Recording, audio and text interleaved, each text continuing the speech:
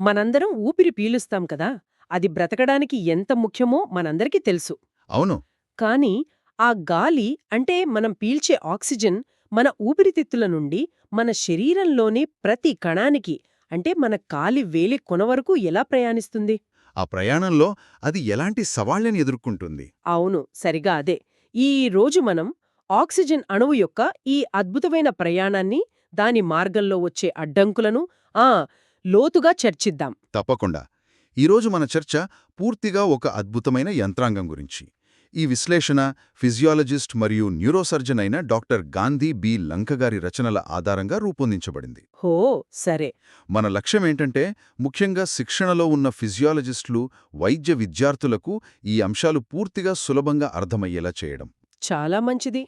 సరే, అయితే ఆక్సిజన్ అణువు ప్రయాణాన్ని మొదలు పెడదాం. ఊపిరితిత్తుల్లోకి చేరిన తరువాత అది రక్తంలోకి ఎలా ప్రవేశిస్తుంది? ఇక్కడ ఒకే ఒక ప్రాథమిక సూత్రం పనిచేస్తుంది. చాలా సింపుల్. వాయువులు వాటి పాక్షిక పీడనం అంటే పార్షియల్ ప్రెజర్ ఎక్కువగా ఉన్న చోటు నుండి తక్కువగా ఉన్న చోటుకి వెళతాయి. అంటే ఒక ప్రవాహంలా అన్నమాట. అవును, ఒక ప్రవాహంలా. ఊపిరితిత్తుల గాలిగదులలో ఆక్సిజన్ ప్రెషర్ ఎక్కువగా, రక్తంలో తక్కువగా ఉంటుంది. సో ఆక్సిజన్ సహజంగా రక్తంలోకి వెళుతుంది. కణజాలాల దగ్గర దీనికి రివర్స్ జరుగుతుంది. కేవలం ఈ పీడన వ్యత్యాసముంటే సరిపోతుందా? మన శరీరంలోని ప్రతి కణానికి ఆక్సిజన్ అందాలంటే ఇంకేమైనా అవసరమా? చాలా అవసరం. ఇది ఒక టీం వర్క్ లాంటిది. 3 కీలకమైన అంశాలున్నాయి. అవేంటవి? మొదటిది, ఊపిరితిత్తులు సరిగ్గా పనిచేయాలి. అంటే మంచి వెంటిలేషన్ ఉండాలి. రెండవది, గుండె ఆ రక్తాన్ని శరీరమంతా పంప్ చేయాలి. అంటే తగినంత కార్డియాక్ అవుట్పుట్. ఇక మూడవది అత్యంత ముఖ్యమైనది, రక్తంలో ఆక్సిజన్ను మోసుకెళ్లే ఒక వాహనం. అదే హిమోగ్లోబిన్. హిమోగ్లోబిన్. మన రక్తం ఎర్రగా ఉండటానికి కారణం ఇదే కదా? ఆక్సిజన్ రవాణాలో దీని పాత్ర అంత కీలకమైనదా? కీలకమైనది అనడం కన్నా ఇది లేకపోతే మన ఉనికి అసాధ్యం అనొచ్చు. ఇక్కడే విషయం చాలా ఆసక్తికరంగా ఉంటుంది. చెప్పండి. హిమోగ్లోబిన్ లేదనుకోండి, అప్పుడు రక్తం ప్లాస్మాలో కరిగిన రూపంలో చాలా తక్కువ ఆక్సిజన్ను మోయగలదు. కానీ హిమోగ్లోబిన్ ఉండటం వల్ల రక్తం యొక్క ఆక్సిజన్ మోసే సామర్థ్యం ఏకంగా 70 రెట్లు పెరుగుతుంది. 70 రెట్లా? అద్భుతం. అవును, ఇదొక సూపర్ క్యారియర్ లాంటిది. సరే, ఇక ఆక్సిజన్ హిమోగ్లోబిన్ విఘటన వక్రరేఖ అంటే O2HB డిసోసియేషన్ కర్వ్ గురించి మాట్లాడుకుందాం. ఇది పుస్తకాల్లో చూస్తే ఒక విచిత్రమైన ఎస్ ఆకారంలో ఉంటుంది. ఎందుకలా? ఒక సరళ రేఖలా ఉండొచ్చు కదా? ఆ ఎస్ ఆకారమే హిమోగ్లోబిన్ యొక్క అసలైన మ్యాజిక్. హిమోగ్లోబిన్లో 4 భాగాలుంటాయి. ప్రతి భాగం ఒక ఆక్సిజన్ అణువును పట్టుకోగలదు. మొదటి ఆక్సిజన్ అణువు బంధించబడటం కొంచెం కష్టం. ఆ సమయంలో హిమోగ్లోబిన్ టెన్స్ లేదా టీ స్థితిలో ఉంటుంది. హో. కాని ఒక్కసారి మొదటిది అతుక్కుందో హిమోగ్లోబిన్ ఆకారంలో ఒక చిన్న మార్పొస్తుంది. అది రిలాక్స్డ్ లేదా ఆర్ స్థితిలోకి మారుతుంది. అంటే మొదటి అడుగు కష్టం, ఆ తర్వాత మిగతావి సులభమన్నమాట. ఖచ్చితంగా. ఈ రిలాక్స్డ్ స్థితికి ఆక్సిజన్పై ప్రేమ ఎక్కువ. దాంతో రెండవ, మూడవ, నాలుగవ ఆక్సిజన్ అణువులు చాలా వేగంగా, సులభంగా వచ్చి అతుక్కుంటాయి. ఈ ప్రవర్తననే సహకార బంధం లేదా కోఆపరేటివిటీ అంటారు. ఆహా, ఈ సహకారమే ఆ వక్రరేఖకు ఆ ప్రత్యేకమైన ఎస్ ఆకారాన్ని ఇస్తుంది. అవును. అంటే ఇదొక తెలివైన డిజైన్. ఊపిరితిత్తులలో ఆక్సిజన్ను గట్టిగా పట్టుకుని అవసరమైన చోట అంటే కణజాలాల్లో మాత్రం వెంటనే వదిలేస్తుంది. నిజంగా అద్భుతమైన డిజైన్. ఆ ఎస్ ఆకారాన్ని విశ్లేషిస్తే ఊపిరితిత్తుల్లో ఆక్సిజన్ పీడనం అంటే PO2 ఎక్కువగా ఉంటుంది. అక్కడ ఆ వక్రరేఖ దాదాపు ఫ్లాట్గా ఉంటుంది. దానివల్ల లాభం అంటే PO2 కొద్దిగా తగ్గినా కూడా హిమోగ్లోబిన్ 97% పైగా ఆక్సిజన్తో నిండి ఉంటుంది. ఇదొక సేఫ్టీ మెకానిజం లాంటిది. కానీ కష్టపడి పనిచేస్తున్న కండరాల దగ్గరకు రాగానే PO2 బాగా తగ్గుతుంది. అక్కడ వక్రరేఖ నిటారుగా ఉంటుంది. ఓ, అర్థమైంది. అంటే PO2లో చిన్న తగ్గుదలకు కూడా హీమోగ్లోబిన్ పెద్ద మొత్తంలో ఆక్సిజన్ను విడుదల చేస్తోంది. డిమాండ్కు తగ్గ సప్లై అన్నమాట. సరిగా చెప్పారు. సంఖ్యల పరంగా చెప్పాలంటే ధమని రక్తంలోంచి కణజాలాలు ఎంత ఆక్సిజన్ను తీసుకుంటాయి? సాధారణంగా ధమని రక్తంలో హీమోగ్లోబిన్ సంతృప్తత SATO2 సుమారు 97% ఉంటుంది. విశ్రాంతి సమయంలో కణజాలాలు కొంత ఆక్సిజన్ను వాడుకున్నాక సిరల రక్తంలో సంతృప్తత 75%కి తగ్గుతుంది. అంటే కేవలం 22% మాత్రమే వాడుకుంటున్నాయా? అవును, సుమారుగా. అంటే సాధారణ పరిస్థితుల్లో మన రక్తం తనలోని ఆక్సిజన్లో 4వ వంతు మాత్రమే కణజాలాలకు ఇస్తుంది. మిగిలిన 75% ఒక రిజర్వ్లా ఉంటుంది. అత్యవసర పరిస్థితుల్లో వాడుకోవడానికి. అవును, వ్యాయామం లాంటి సమయాల్లో వాడుకోవడానికి. అంటే మన శరీరం పరిస్థితులకు తగ్గట్టుగా హీమోగ్లోబిన్ పనితీరును మార్చేస్తోందన్నమాట. ఇదొక రకమైన ఆన్ డిమాండ్ సర్వీస్ లాంటిదా? ఉదాహరణకు, నేను వ్యాయామం చేస్తుంటే నా కండరాల అవసరాన్ని నా రక్తం ఎలా గుర్తిస్తోంది? సరిగ్గా అదే పాయింట్కొచ్చారు. ఆ ఎస్ వక్రరేఖ స్థిరంగా ఉండదు. అది కుడికి లేదా ఎడమకి జరుగుతూ ఉంటుంది. వ్యాయామం చేస్తున్న కండరాలను ఊహించుకోండి. అక్కడ ఏమవుతుంది? ఉష్ణోగ్రత పెరుగుతుంది, ఇంకా కార్బన్ డయాక్సైడ్ ఎక్కువగా ఉత్పత్తి అవుతుంది. అవును, దానివల్ల ఆమ్లత్వం అంటే pH తగ్గడం పెరుగుతుంది. ఈ 3 అంశాలు హిమోగ్లోబిన్కు ఒక సిగ్నల్ లాంటివి. అవి హిమోగ్లోబిన్కు ఆక్సిజన్పై ఉన్న ప్రేమను తగ్గిస్తాయి. దాంతో వక్రరేఖ కుడివైపుకు జరుగుతుంది. వక్రరేఖ కుడివైపుకు జరగడమంటే? అంటే అదే PO2 వద్ద హిమోగ్లోబిన్ ఎక్కువ ఆక్సిజన్ను విడుదల చేస్తుంది. కండరాలకు కావలసింది అదే కదా. అవును, నిజమే. మనం సాధారణంగా ఆమ్లత్వం శరీరానికి చెడ్డది అనుకుంటాం. కానీ ఇక్కడ మీరు ఆమ్లత్వం పెరగడం నిజానికి ఆక్సిజన్ డెలివరీకి సహాయపడుతుందని చెప్తున్నారు. ఇది విచిత్రంగా లేదా? విచిత్రంగా అనిపించినా ఇదొక అద్భుతమైన అనుకూలత. CO2 పెరగడం వల్ల pH తగ్గి ఆక్సిజన్ విడుదల సులభం అవడాన్నే బోర్ ప్రభావం లేదా బోర్ ఎఫెక్ట్ అంటారు. బోర్ ప్రభావం. అవును, దీనితో పాటు ఎర్ర రక్త కణాలలో 2.3 DPG అనే మరో పదార్థముంటుంది. ఇది కూడా హీమోగ్లోబిన్కు ఆక్సిజన్ను వదిలేయమని చెప్పే ఒక ముఖ్యమైన సిగ్నల్. రక్తహీనత లేదా ఎత్తైన ప్రదేశాలలో ఉన్నప్పుడు శరీరం ఈ 2.3 DPGని ఎక్కువగా ఉత్పత్తి చేస్తుంది. హో, ఉన్న కొద్ది ఆక్సిజన్ను కూడా కణజాలాలకు సమర్థవంతంగా అందేవా చేయడానికి. అవును, మరి కండరాలలో ఉండే మయోగ్లోబిన్ సంగతేంటి? అది హీమోగ్లోబిన్కు ఎలా భిన్నమైనది? మయోగ్లోబిన్ను హీమోగ్లోబిన్ యొక్క స్వార్థపూరిత బంధువు అనొచ్చు. దానికి ఒకే ఒక ఆక్సిజన్ బంధన స్థానముంటుంది. కాబట్టి సహకారమనేదే ఉండదు. అంటే దానికి ఆక్సిజన్ మీద ప్రేమ చాలా ఎక్కువన్నుమాట. చాలా ఎక్కువ. హిమోగ్లోబిన్ కర్వ్తో పోలిస్తే దాని కర్వ్ చాలా ఎడమవైపుంటుంది. అంటే అది ఆక్సిజన్ను గట్టిగా పట్టుకుంటుంది, సులభంగా వదలదు. మరి ఎప్పుడు వదులుతుంది? తీవ్రమైన వ్యాయామం వంటి సమయాల్లో. కండరాల కణంలో ఆక్సిజన్ స్థాయిలు దాదాపు 0కి పడిపోయినప్పుడు మాత్రమే ఇది ఒక ఎమర్జెన్సీ ట్యాంకులా పనిచేసి తన దగ్గరున్న ఆక్సిజన్ను విడుదల చేస్తుంది. సరే, మన రక్తం ఆక్సిజన్ను కణజాలాలకు విజయవంతంగా డెలివరీ చేసింది. కానీ ఆ కణజాలాలు పనిచేసినప్పుడు వ్యర్థాలను కూడా ఉత్పత్తి చేస్తాయి. అందులో ముఖ్యమైనది కార్బన్ డయాక్సైడ్. ఇప్పుడు అదే రక్తం ఈ చెత్తను ఎలా సేకరించి బయటకు పంపుతుందో చూద్దాం. ఇది ఆక్సిజన్ రవాణా కన్నా కొంచెం క్లిష్టమైన ప్రక్రియ. CO2 ప్రధానంగా 3 రూపాల్లో రవాణా అవుతుంది. అవేంటి? చాలా తక్కువ శాతం, సుమారు 5%, రక్తంలో కరిగిపోతుంది. మరికొంత హిమోగ్లోబిన్కు నేరుగా అతుక్కుని కార్బోమినోస్ సమ్మేళనాల రూపంలో ప్రయాణిస్తుంది. కానీ మెజారిటీ అంటే దాదాపు 90% బైకార్బోనేట్ లేదా HCO3- అనే రసాయనంగా మార్చబడి రవాణా అవుతుంది. ఈ బైకార్బోనేట్ ఎక్కడా, ఎలా ఏర్పడుతుంది? ఈ ప్రక్రియలో ఎర్ర రక్త కణాలు హీరోలా పనిచేస్తాయి. వాటి లోపల కార్బోనిక్ యాన్హైడ్రియేస్ అనే ఒక సూపర్ఫాస్ట్ ఎంజైమ్ ఉంటుంది.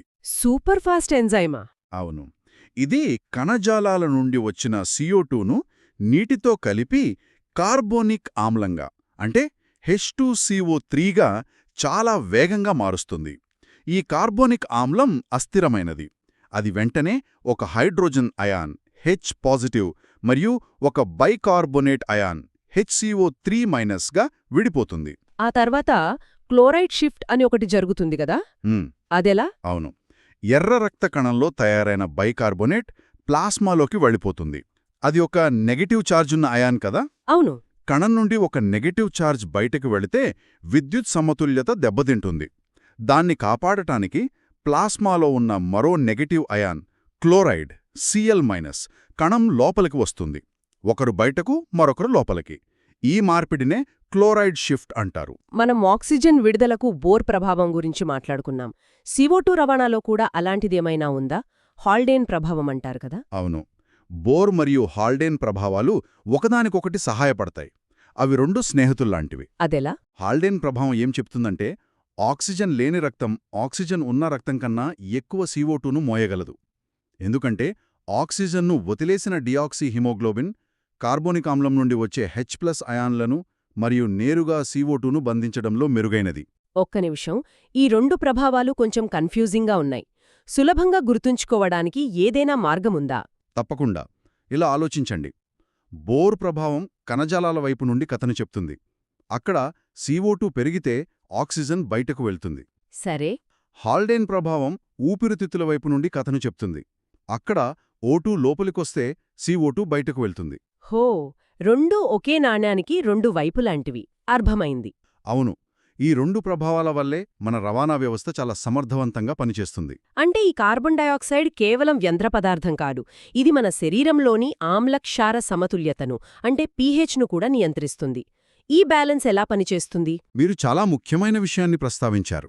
CO2 నీటితో కలిస్తే కార్బోనిక్ ఆమ్లం ఏర్పడుతుంది. అంటే CO2 మన శరీరంలో ఒక శక్తివంతమైన ఆమ్లంలో పనిచేస్తుంది. మన శరీర pH చాలా సున్నితమైనది కదా. చాలా సున్నితమైనది. 7.35 నుండి 7.45 మధ్య చాలా ఖచ్చితంగా ఉండాలి. దీన్ని కాపాడటానికి మన రక్తంలో అనేక బఫర్ వ్యవస్థలున్నాయి. వాటిలో అత్యంత ముఖ్యమైనది ఇదే, కార్బోనిక్ ఆమ్లం బైకార్బోనేట్ వ్యవస్థ. ఈ వ్యవస్థ ఎందుకంత ముఖ్యం? ఎందుకంటే ఈ వ్యవస్థలోని రెండు భాగాలను మన శరీరం విడివిడిగా నియంత్రించగలదు. ఆమ్ల భాగమైన CO2ను ఊపిరితిత్తులు శ్వాస వేగాన్ని మార్చడం ద్వారా నియంత్రిస్తాయి. క్షారభాగమైన బైకార్బోనేట్ను? దాన్ని మూత్రపిండాలు నియంత్రిస్తాయి.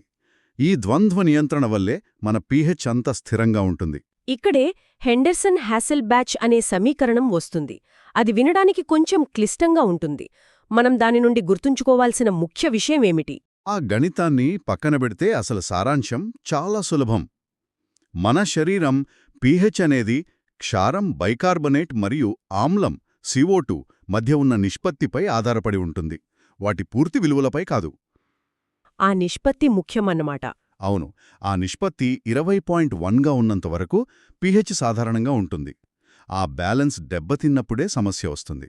ఒకవేళ ఈ బ్యాలెన్స్ దెబ్బతింటే? అప్పుడు ఆమ్లక్షార రుగ్మతలు వస్తాయి. వీటిని 4 రకాలుగా చూడొచ్చు.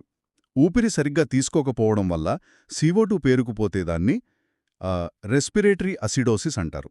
ఒక్క నిమిషం. రెస్పిరేటరీ అంటే సమస్య ఊపిరితిత్తులతో మొదలైంది. CO2 బయటకు వెళ్లకపోవడం వల్ల రక్తం ఆమ్లంగా మారింది, అంతేనా? ఖచ్చితంగా. అలాగే అతిగా వేగంగా శ్వాస తీసుకుని ఎక్కువ CO2ను బయటకు పంపేస్తే అది రెస్పిరేటరీ ఆల్కలోసిస్. మరి మెటబాలిక్ అంటే? సమస్య ఊపిరితిత్తులతో కాకుండా శరీరంలోని జీవక్రియల వల్ల వస్తే వాటిని మెటబాలిక్ అంటారు.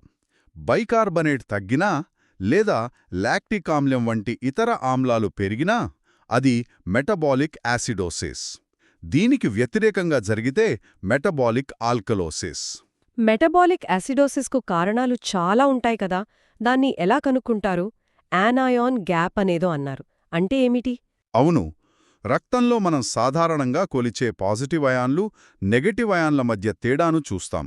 సాధారణంగా చిన్న తేడా ఉంటుంది.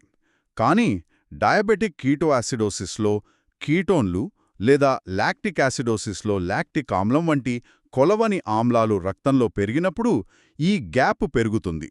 ఇది సమస్య ఎక్కడుందో కనుక్కోడానికి ఒక డిటెక్టివ్ క్లూ లాంటిది. అవును, ఒక క్లూ లాంటిదే. ఇప్పటిదాకా మనం ఈ వ్యవస్థ ఎంత అద్భుతంగా పనిచేస్తుందో చూశాము. మరి ఈ వ్యవస్థ విఫలమైతే ఏమవుతుంది? మనం హైపాక్సియా అంటే ఆక్సిజన్ కొరత అనే ముఖ్యమైన అంశం వైపు వెళ్దాం. హైపోక్సియా అంటే కణజాల స్థాయిలో ఆక్సిజన్ తగినంతగా లేకపోవటం. దీనికి కారణాలు వేరుగా ఉండొచ్చు. దాని ఆధారంగా దీన్ని 4 రకాలుగా విభజించారు. మొదటది హైపాక్సిమిక్ హైపాక్సియా. అంటే ఇక్కడ సమస్య మూలంలోనే ఉంది. ధమని రక్తంలోనే ఆక్సిజన్ పీడనం అంటే PO2 తక్కువగా ఉంటుంది. ఉదాహరణకు ఎత్తైన ప్రదేశాలకు వెళ్ళినప్పుడు లేదా న్యూమోనియా వంటి ఊపిరితిత్తుల వ్యాధులలో ఇలా జరుగుతుంది. రెండవది అనీమిక్ హైపాక్సియా. ఇక్కడ గాలిలో ఆక్సిజన్ బాగానే ఉంది, ఊపిరితిత్తులు కూడా బాగానే పనిచేస్తున్నాయి, కానీ ఆక్సిజన్ను మోసుకెళ్లే హీమోగ్లోబిన్ తక్కువగా ఉంది, అంటే రక్తహీనత లేదా సరిగా పనిచేయడం లేదు. ఓకే. కార్బన్ మోనాక్సైడ్ పాయిజనింగ్ దీనికొక భయంకరమైన ఉదాహరణ. ఇక్కడ PO2 సాధారణంగానే ఉంటుంది, కానీ కంటెంట్ తక్కువగా ఉంటుంది. మూడవ మరియు నాలుగవ రకాలు. మూడవది ఇస్కీమిక్ లేదా స్టాగ్నెంట్ హైపాక్సియా. ఇక్కడ రక్తంలో ఆక్సిజన్ ఉంది, కాని రక్త ప్రసరణే సరిగా లేదు. ఒక ట్రాఫిక్ జామ్ లాంటిదా? అవును. గుండె ఆగిపోయినప్పుడు షాక్, లేదా ఒక రక్తనాళం మూసుకుపోయినప్పుడు ఇది జరుగుతుంది. ఇక నాలుగవది హిస్టోటాక్సిక్ హైపాక్సియా. ఇక్కడంతా సవ్యంగానే ఉంది, ఆక్సిజన్ కణం వరకు చేరింది, కానీ కణం దాన్ని వాడుకోలేకపోతోంది. అవును, కణం ఒక విష పదార్థం వల్ల ఆక్సిజన్ను వాడుకోలేని స్థితిలో ఉంటుంది. సైనైడ్ పాయిజనింగ్ దీనికి ఉదాహరణ. ఈ సందర్భంలో సిరల రక్తం కూడా ధమనీ రక్తంలా ఎర్రగా ఉంటుంది. ఎందుకంటే కణాలు ఆక్సిజన్ను గ్రహించలేకపోయాయి కాబట్టి. సరిగ్గా అదే. నేనెప్పుడూ వింటుంటాను, ఎత్తైన ప్రదేశాలకు వెళ్ళినప్పుడు తలనొప్పి, వికారం వస్తోందని. దానికి కారణం ఈ హైపాక్సియా మరియు శరీరం దానికి సర్దుబాటు చేసుకోవడానికి ప్రయత్నించడమేనా? ఖచ్చితంగా. ఎత్తైన ప్రదేశాలలో వాతావరణ పీడనం తక్కువగా ఉండటం వల్ల మనం పీల్చే గాలిలో PO2 తగ్గుతుంది. ఇది హైపాక్సీమిక్ హైపాక్సియాకు దారితీస్తుంది. శరీరం వెంటనే స్పందించి వేగంగా శ్వాస తీసుకోవడం ప్రారంభిస్తుంది. Hyper ventilation. అవును, ఇది కొంత ఆక్సిజన్ను పెంచినా ఎక్కువ CO2ను బయటకు పంపి రెస్పిరేటరీ ఆల్కలోసిస్కు కారణమవుతుంది. కొన్ని రోజులు గడిచాక శరీరం అలవాటు పడుతుంది. 2.3 DPG ఉత్పత్తి పెరుగుతుంది. మూత్రపిండాలు ఎరిథ్రోపోయిటిన్ అనే హార్మోన్ను విడుదల చేసి ఎర్ర రక్త కణాల సంఖ్యను పెంచుతాయి. ఇక కార్బన్ మోనాక్సైడ్ CO పాయిజనింగ్. ఇది చాలా ప్రమాదకరమైనది అన్నారు. ఎందుకంత? ఎందుకంటే ఇది రెండు విధాలుగా దాడి చేస్తుంది. ఒకటి, COకి హిమోగ్లోబిన్పై ఆక్సిజన్ కన్నా 200 రెట్లు ఎక్కువ ప్రేమ. 200 రెట్ల. అవును, దాంతో అది హిమోగ్లోబిన్ సీట్లను ఆక్రమించి ఆక్సిజన్కు చోటు లేకుండా చేస్తుంది. ఇది అనీమిక్ హైపాక్సియా. అంతకన్నా ప్రమాదకరమైన రెండో విషయం, ఇది మిగిలిన హిమోగ్లోబిన్ యొక్క ఆక్సిజన్ విఘటన వక్రరేఖను బలంగా ఎడమవైపుకు జరుపుతుంది. ఓ, అంటే రక్తంలో ఉన్న కొద్దిపాటి ఆక్సిజన్ కూడా కణజాలాలకు సులభంగా విడుదల కాదు. ఒక డబుల్ అటాక్ లాంటిది. సరిగ్గా చెప్పారు. అత్యంత మోసపూరితమైన విషయమేమిటంటే ధమని PO2 సాధారణంగానే ఉంటుంది. కాబట్టి శరీరంలోని సెన్సార్లు ప్రమాదాన్ని గుర్తించలేవు.